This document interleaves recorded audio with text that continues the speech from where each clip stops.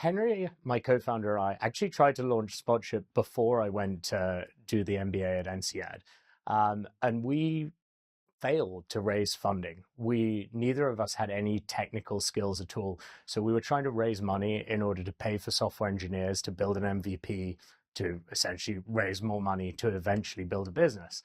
Um, what I realized just before moving to INSEAD was that we didn't actually need money. What we needed was an MVP. So I managed to find a deal with a software development house for equity and a little bit of debt without a personal guarantee to get that MVP built. And it was that MVP that was ready, which I've got to be honest, if we look back compared to where Spotship is today, it's one of the ugliest pieces of front end I've ever seen and barely functional, but it did foreshadow the future of what was going to be possible. And we were able to use that to both win the Patrick Turner Prize in the IVC, but also convince our first few clients to actually become paying clients. And that's what unlocked our second round of funding.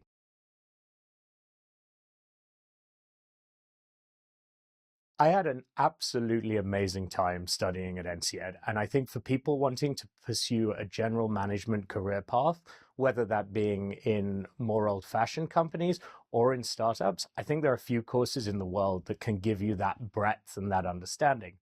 What it doesn't give you is much technical understanding at all.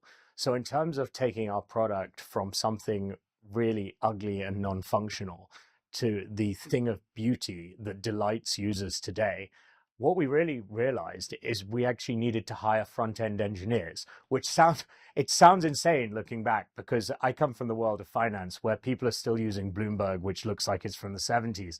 We actually were satisfied at the start with an exposed back end. We've realized the error of our ways then, and now our front end team is actually larger than our back end team.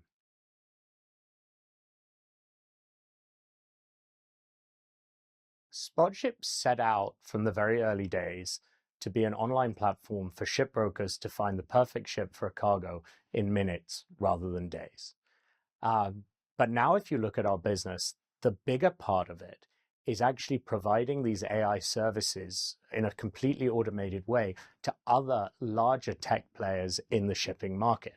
And this wasn't an idea that I just woke up with one morning. This wasn't a strategy. This was very much us responding to what the market was telling us.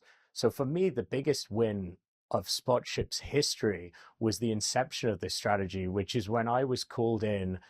I actually think, looking back at potentially purposes I didn't understand, I thought I was being invited in to meet the industry leader, Bill Doby, who's the CEO of Sedna, to discuss our joint LinkedIn marketing efforts, because we both wrote prolifically on LinkedIn, where in fact he had a skunkworks project and he had heard that Spotship were very, very accurate on our platform. And he thought that he might be able to plug that into his skunkworks project that's now known as Sedna Pulse.